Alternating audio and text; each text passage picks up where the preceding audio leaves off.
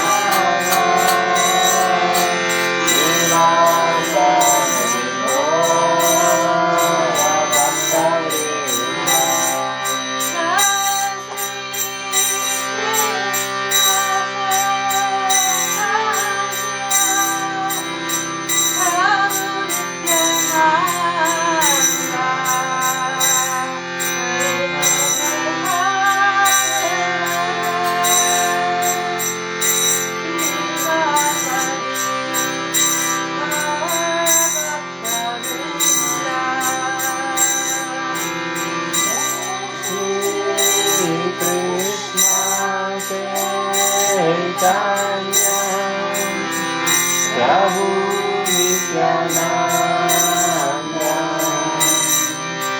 Shri Advaita Vasa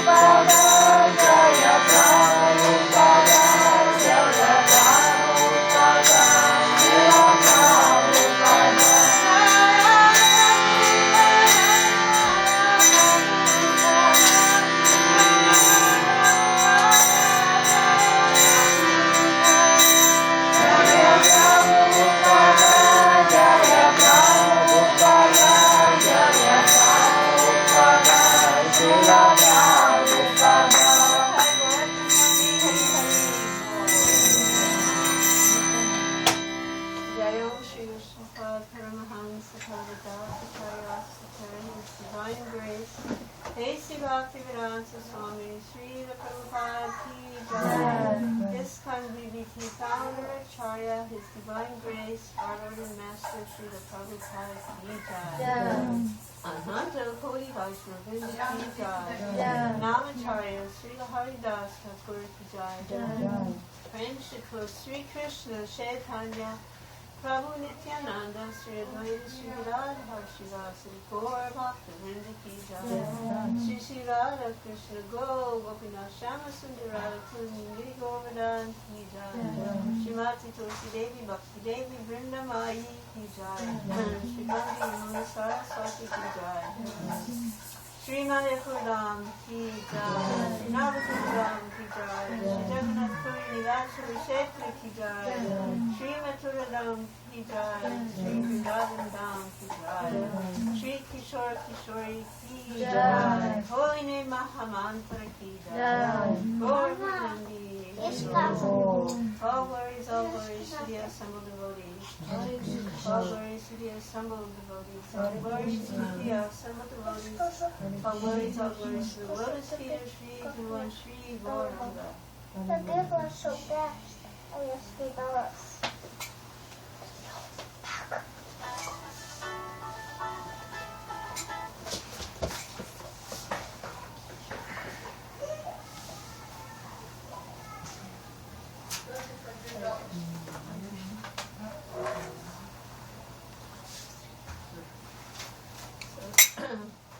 Just a little few informal words today. I just want to thank all of you for coming.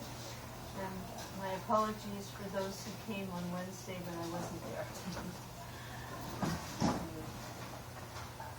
Even I was surprised by what happened.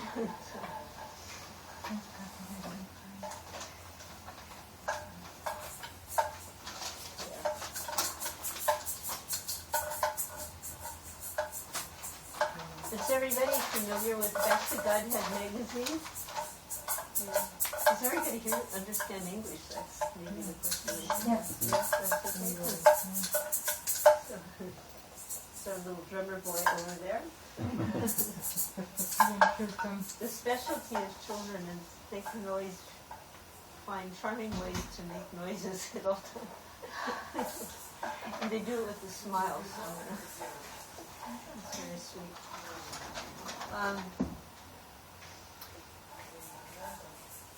So I was looking through the old issues of Back to Godhead magazine, and I came upon a very inspirational message from Srila Prabhupada that was printed in 1944, well before any of us were born, including me, because I came along in 45. So the year before I was born, this message was printed, and in the presentation it said, "Message from Mr. Abhay Sharanande." So of course this was prior to Srila Prabhupada taking sannyas, prior to coming to America, etc. So at that point, he referred to himself simply as Mr. Abhay Sharanande. And I was reading this message, and a lot of time has passed between 44 and 2013. A number of years, almost 60 years, and in our own lifetime, I have seen changes in language, changes in the way we express ourselves. For example, not too long ago, the word organic simply meant decomposable matter. If you raked your lawn and you had all the leaves in a pile, that would be organic. It would decompose. Now, organic is a very elite word. It even becomes certified, certified organic. That's just one little example of how language changes, and the meaning changes. Would we eat decomposed matter? But we happily buy certified organic foods, which have nothing to do with the original term organic, right?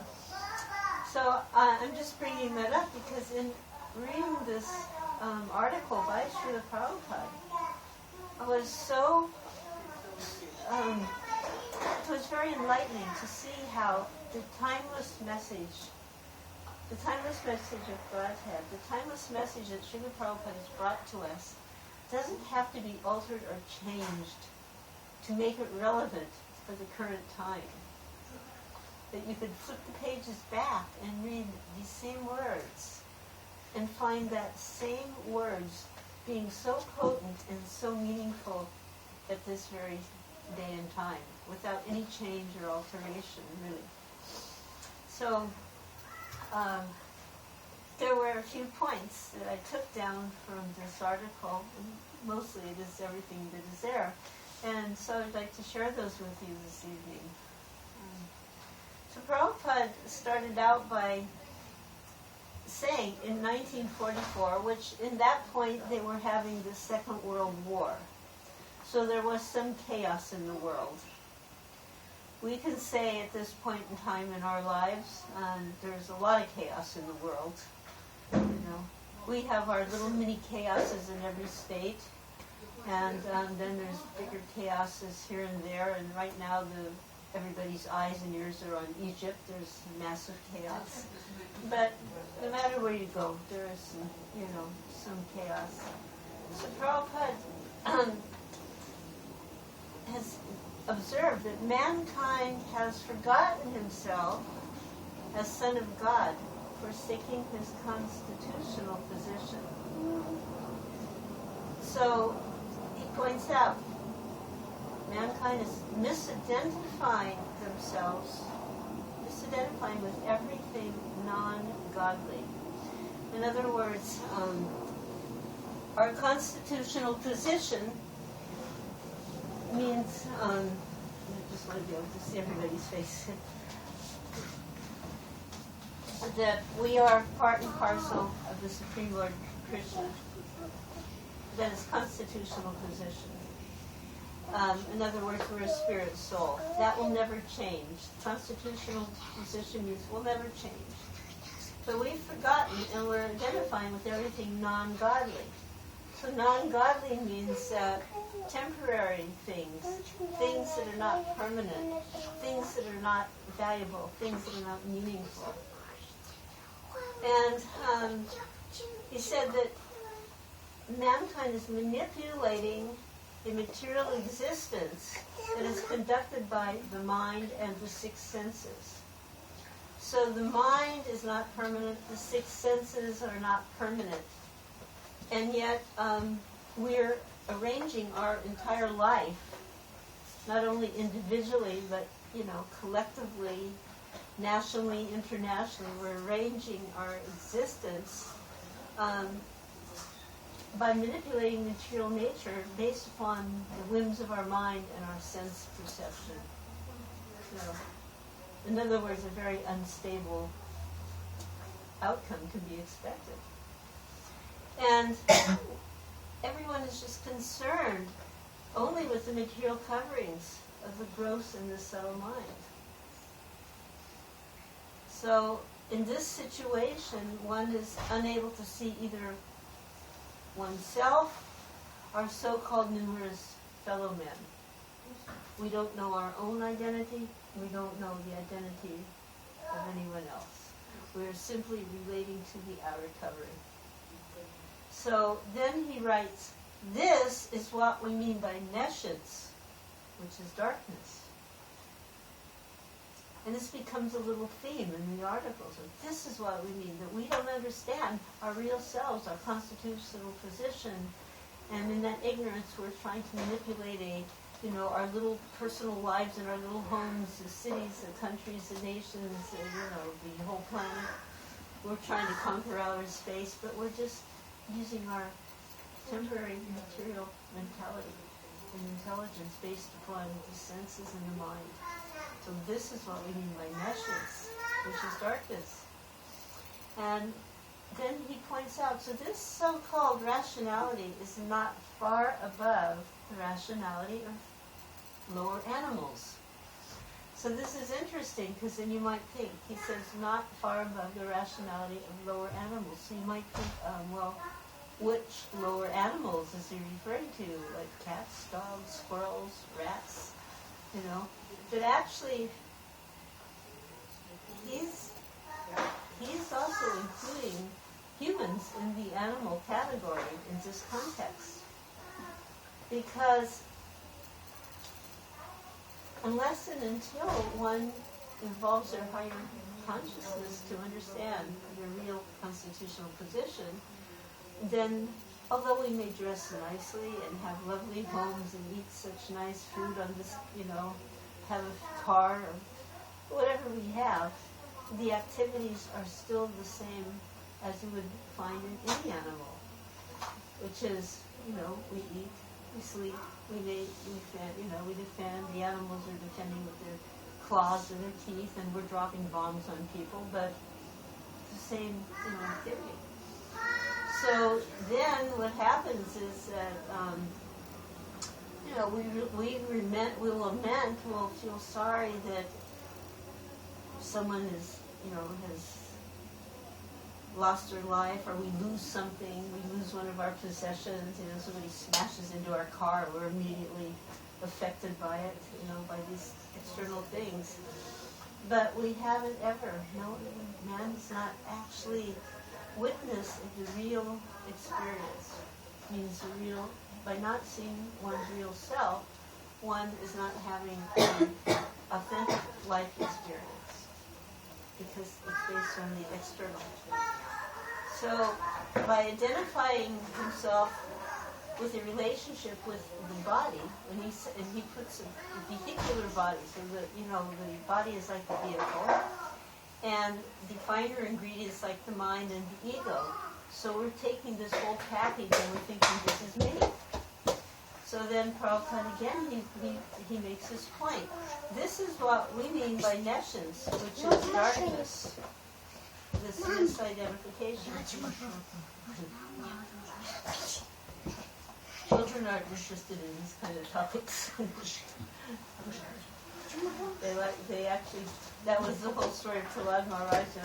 Prahlad Maharaj is trying to speak to the children, and they're like, they're 5 years old, and they're saying, Prahlad, we just want to play, we're friends, please. They said, we just want to play. So that's normal for children. Prabhupada will often say, children, they don't want to sit and listen to philosophy, It is normal. So, this is what we mean by nescience, which is darkness. So then Prabhupada points out, due to ignorance, man never concerns himself with the care of the driver of the body. So it's then he says, like a car driver who identifies himself with the car itself. I mean, again, it's like, you've seen people, they'll have somebody hits their car, even a little tiny bit. You're in the parking lot and you open your door and you just touch the other person's car. Nothing's happened, but that person is like already, So this is what we mean by nescience, which is darkness. Due to ignorance, one is fully amazed by the mechanical arrangements, but have no understanding that without a driver, no amount of astounding mechanical or scientific arrangements will ever move the human body or the automobile by 1 inch. Think about this, no amount, and this is his words here, I'm just quoting him, no amount of astounding mechanical or scientific arrangements, no matter what you do, you can't move this human body. Or you got the car, my nice car's sitting out there, but I'm sitting here, so that car's not going anywhere unless someone else gets in it and starts to take off, right? When I was first in London with Srila Prabhupada, we had some programs in the London town. Ourselves, we were living in Ascot, in the estate of John Lennon. So that meant we had to drive 45 minutes from Ascot into London to do these programs. We, at the time, did not have too many resources like vehicles. So we had one vehicle, which looked like a toy, actually. It was like a miniature truck. It was very small. And two people could sit in the front part, and then the back was an open space, but my husband, Shamsundar, had put a canopy over it so the devotees could ride in the back and not get wet if it rained, which it did a lot in London.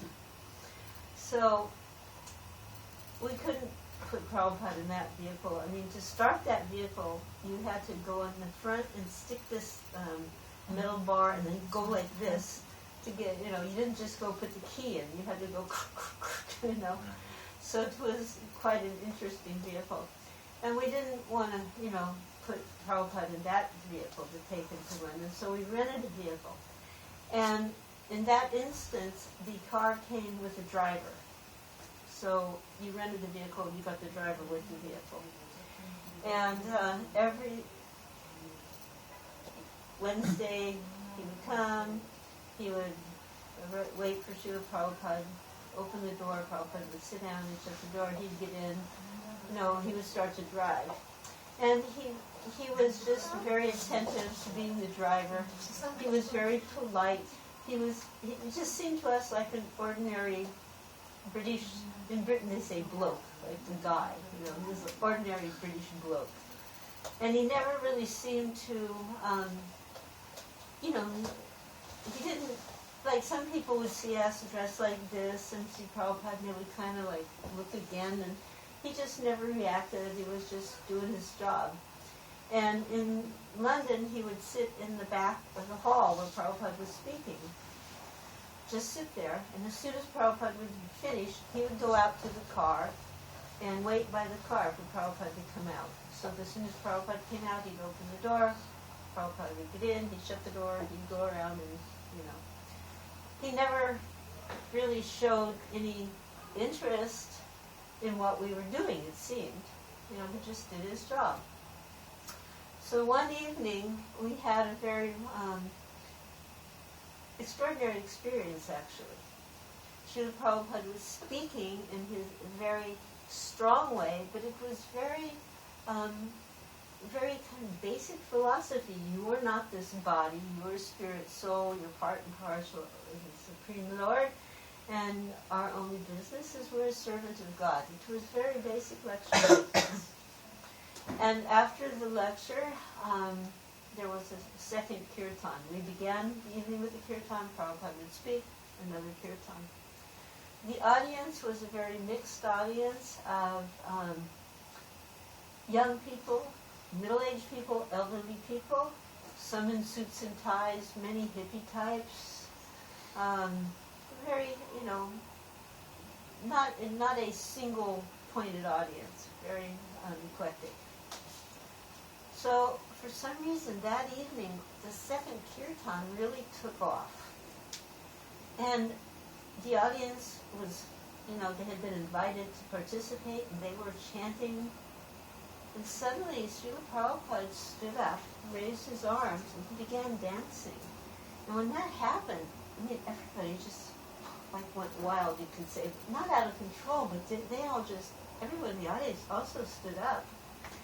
And then at a certain point, he actually noticed that Prabhupada's feet were not on the stage. He was dancing, but his feet were not on the stage.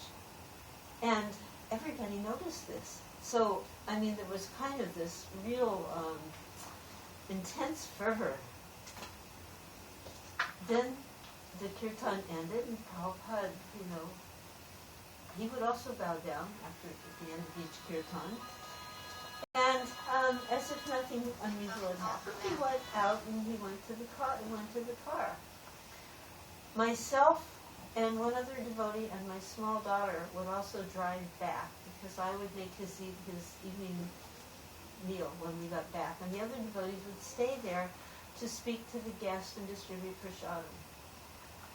So I was already in the car with my daughter, and the other devotee, Purushottam, was in the back also. because we would rush out. We didn't want Prabhupada to wait on us to come. So we're in the car. Prabhupada comes out. Eddie opens the door. Prabhupada sits down. The man, the driver, his name was Eddie. We had the same driver every time. He gets in the car, shuts the door. He starts to put the key in.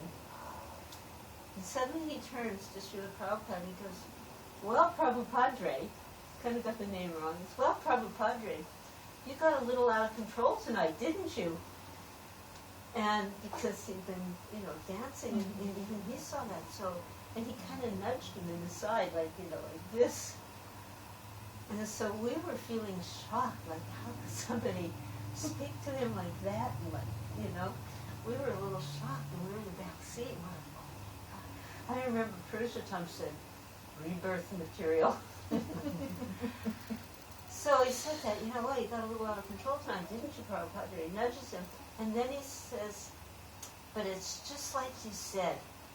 This car is no good without a driver." And he turns on the key. So when he said that, I understood. He had actually been listening, and he had got the message. He understood that in his own way, it was not this body. And he got it, just like this car. It's no good without a driver. So without that spirit soul, the body is no good. And this is a message that's never going to change. It's the eternal message. So, until it's only due to ignorance, we get amazed by all these material, wonderful things like our iPhones and our iPads or iPods and all these things. So Prabhupada again says, this is what we mean by nescience, which is darkness. And then he said, in the defect of our present civilization, and again, this is 1944, this is the defect of our present civilization. So with all of our wonderful new fancy paraphernalia and so many so-called scientific advancements, we haven't seen much progress really, because the same foolishness is going on. People are still identifying with their bodies. They are identifying with their country name, family, country, nation, etc. And they're not understanding the constitutional position. So then he says, nescience is governing our civilization. So we can say, if we have anything in common with all the other countries of the world, it's nescience. That nescience is the driving force. And everyone's just concerned about the comforts of the body, and everything is related to the body. And no one is concerned about the spirit that's moving the body. So I can say that, nowadays there's some quasi-interest in spirituality, but guaranteed, if you ask somebody, well, are you interested in spirituality? I say, yeah, well, a little bit, sure. And then you say, well, can you define spirituality? What does it mean? And they kind of, they can't even answer. They don't really know. It's mostly centered on feeling good and enjoying one's senses. So then Prabhupada said, this ignorance of gross nescience, because it's the ignorance of gross nescience has created a dangerous civilization. Because people are just out of control, not really understanding who they are, what they are, and what is the meaning of life. And then he says this civilization has become a barrier to understanding real human relationships. There's so much conflicts and wars going on. They had in 44, that World War II, we have, as I mentioned in the beginning, wars everywhere we look, including in our own minds. So then Prabhupada said, there must be an understanding of human relationship without consideration of bodily designation. He said there's no meaning to a fight. With all these fighting, he says, no meaning to a fight where the outcome is only a change of dress. Just like, the United Nations, he said, what is this United Nation? just means another flag, you know. This flag conquers that flag, another flag, you know. So if people, you know, there's so many wars are going on, and what are the result? It's just a change of dress, another flag. So the real relationship of humanity means relationship with the individual soul and the Supreme Personality. So this was the message Prabhupada gave in 1944. In 1973, he wrote in a letter to Satguru Goswami, he said, the Vaishnavas are always anxious to relieve the struggle of cripple-minded persons with the message of science of Krishna consciousness. So Prabhupada himself was the embodiment of that anxiety to relieve the struggle of cripple-minded persons by delivering the message of Godhead through the science of Krishna consciousness. So it's my prayer that everyone present will continue your activity and interest in widely circulating the transcendental message of Godhead via the Sankirtan movement, chanting Hare Krishna, and with transcendental book distribution, where these books that Prabhupada has wonderfully translated for us become daily parts of the life of humanity at large.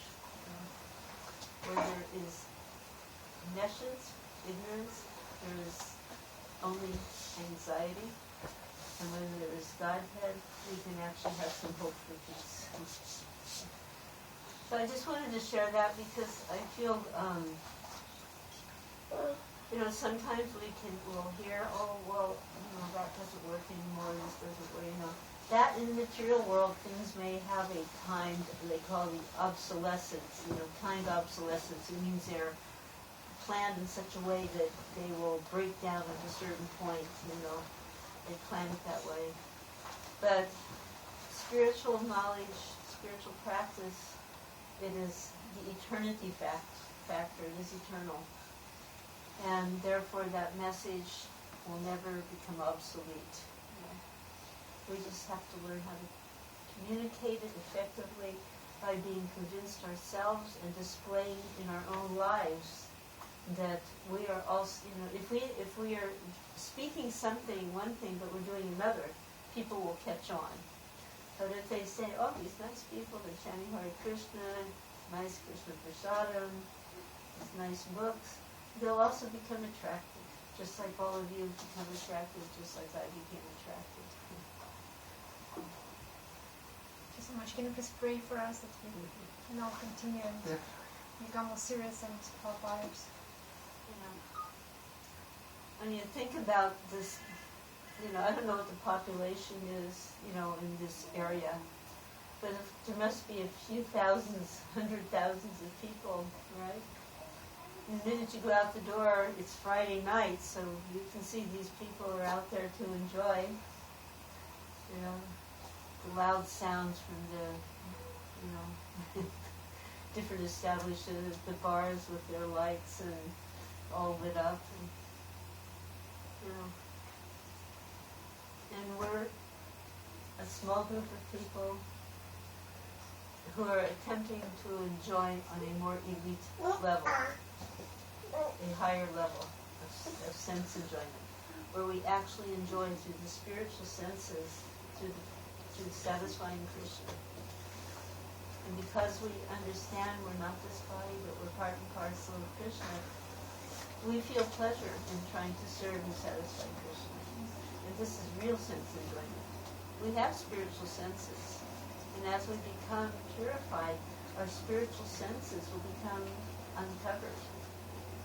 Just like maybe initially it might have been strange to stop eating meat. But as you became more and more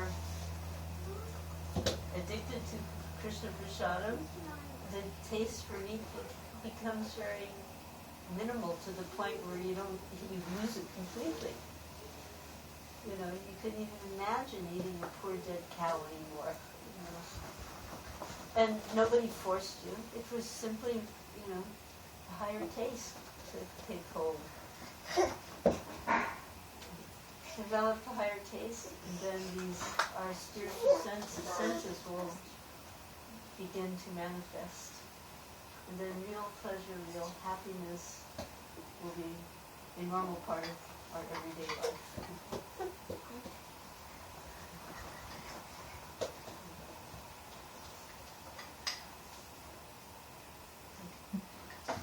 Does anybody have anything you'd like to say, or any experiences you've had in Krishna consciousness that have helped you in your life?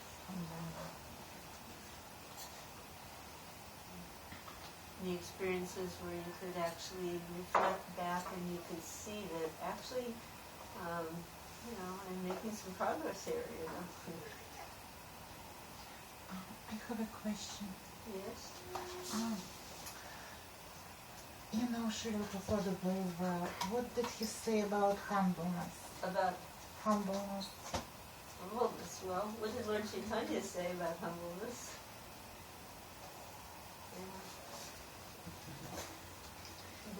How it is working in the world? Okay, well, first of all, we need to understand that humility is a very basic factor in the devotee's life. But sometimes there's a misunderstanding, like, what is this humility? Does it mean I can come up and kick someone in the face and go, oh, thank you? You walk over somebody, oh, thank you.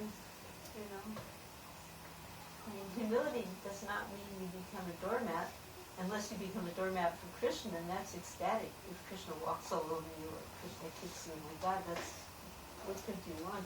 What more could you want? Just like when Krishna was dancing on Kuliya's serpent. You see here, this is Krishna on Kuliya, dancing on the serpent's head.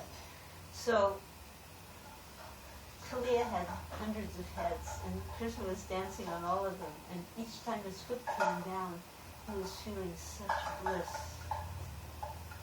So we don't mind to become a doormat for Krishna. But humility doesn't mean that you falsely subject yourself to abuse or intolerance. If you think about Bhagavad Gita, we have Arjuna on the battlefield who didn't want to fight. And we can think, yes, that's a very good position. Didn't want to fight. And yet Krishna said, no, you must. And he finally surrendered to Krishna and he fought. That was humility. Humility means accepting Krishna as the Lord and Master.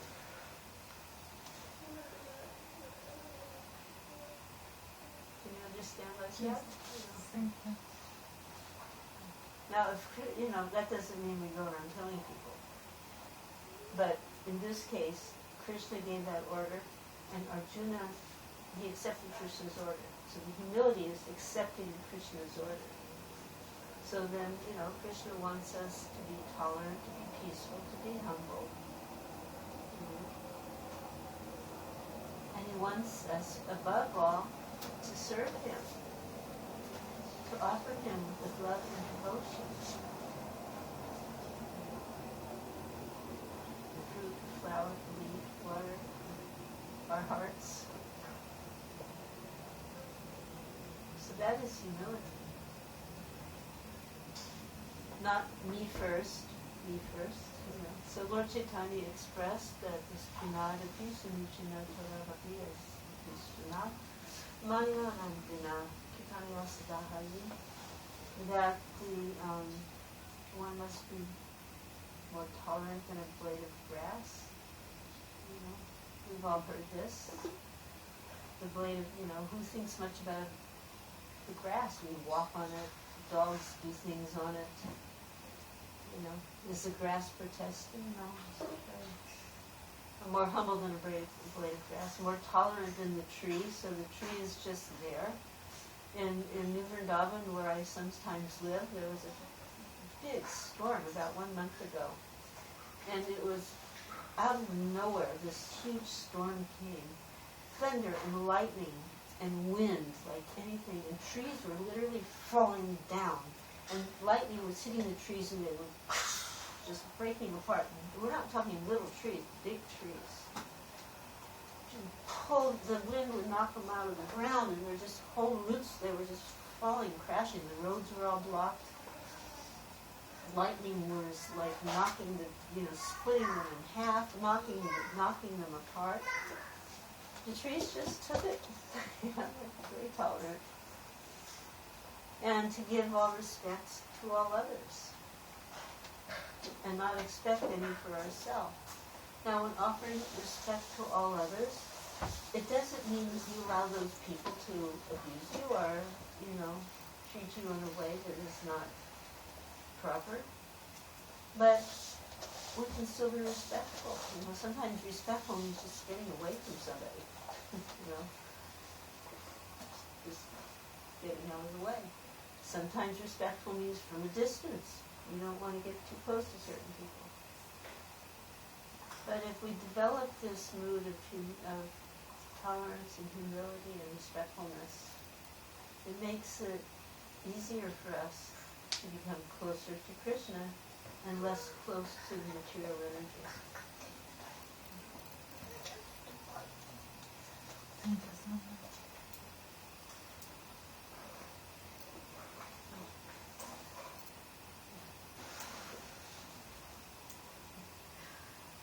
Suddenly the children are all quiet. Either they're getting into trouble or they fell asleep or there's some ice cream. Yeah, ice cream works for something. Huh? Ice cream works for something.